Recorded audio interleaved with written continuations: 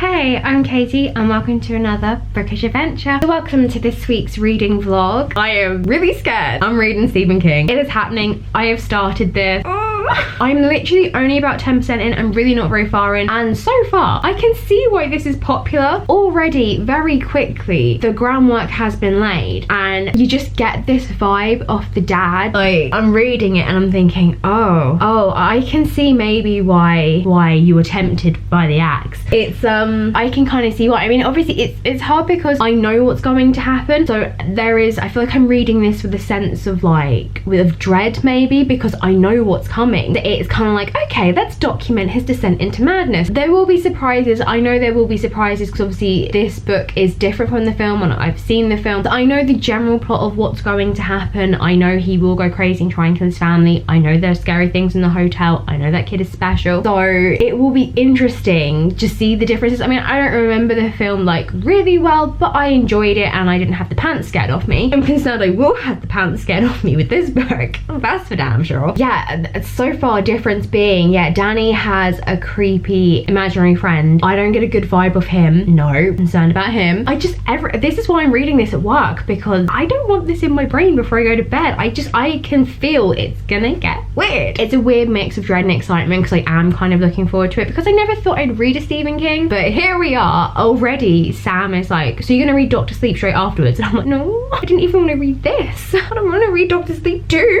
If I do enjoy this book and don't get traumatized, then I will probably pick up Dr. Sleep. I'll probably read it next year, as opposed to like what, the 17-year wait or something really ridiculous that like the original audience had to wait, because I had no real plans either to see the second film. It's not my bag really. I wanted to see The Shining because I don't know, it felt like one of those films I had to tick off, but it's creepy. It's very weird. I'm just already getting this weird feeling. I already don't like the dad. He's written him so well that you're just like, ugh. And I've spoken to Katie, who I work with. Her mum also works with her, and I was talking to her at lunch and I was like, yeah, I'm not getting a great vibe. I mean, I know what's coming, but I'm not getting a great vibe from the dad. So yeah, we will see. Hopefully I will get a form of enjoyment out of this and not just be scared shitless the whole time. So I have to get ready now. I'm heading out. My mum is going to this like women's event later. She'll be doing manicures and also selling her wares. I pointed out last week our living room is now a sweatshop. She's been making lots of things like headbands, scrunchies, yoga bags. There's probably other stuff I'm forgetting, and I thought I was being invited to be like a photographer or something, and I thought, well, I can vlog at the same time. No, I have to man the craft store while she does nails. So there goes my evening. I'm tired. I'm really tired. I'm very aware that I have to go back out. I'm trying not to get comfy, and I'm already halfway in my pajamas. I've already got my pajama bottoms on, so I might try and get dressed now to try and stop me from entering cozy mode.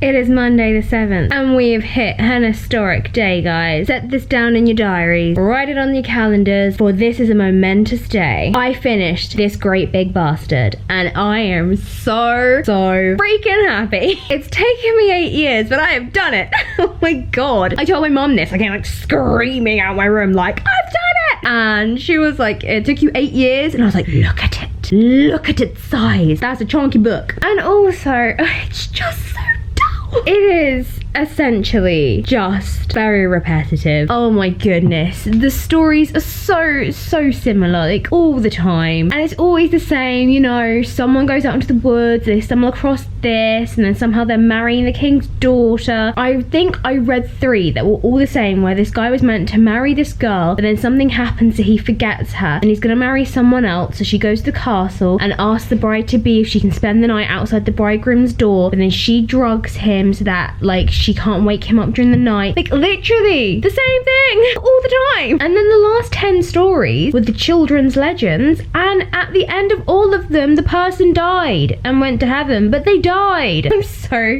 happy I've done it. It feels weird to finally shut that book, to finally close it and know I no longer have to pick it up. I wish I'd finished it sooner in the year. I did get very lax, and luckily Gavin is very lovely. He's been letting me bring it to his on a Monday, and whilst he's like running around doing chores and getting dinner ready, I've been able to sort of sit there, and instead of watching something on Netflix, I've been able to read some of this. But yeah, oh god, it feels so good to finally finish it. I plan, when I do pick up Hans Christian Andersen, because I have that version to match this one, when I do pick that up, I will read it in the same way. I will do 10 chapters a week, or however many. I do have a shortened version of this, which obviously doesn't have all the book in it, so one day I may re-pick that up, and it'll obviously be, I hope, more of a variety of books. But a momentous day, my friends, a momentous day. Hey! So I thought I would just do an update whilst making some tea and getting myself a snack, as I've just got home from work. Ooh, what tea? So, The Shining,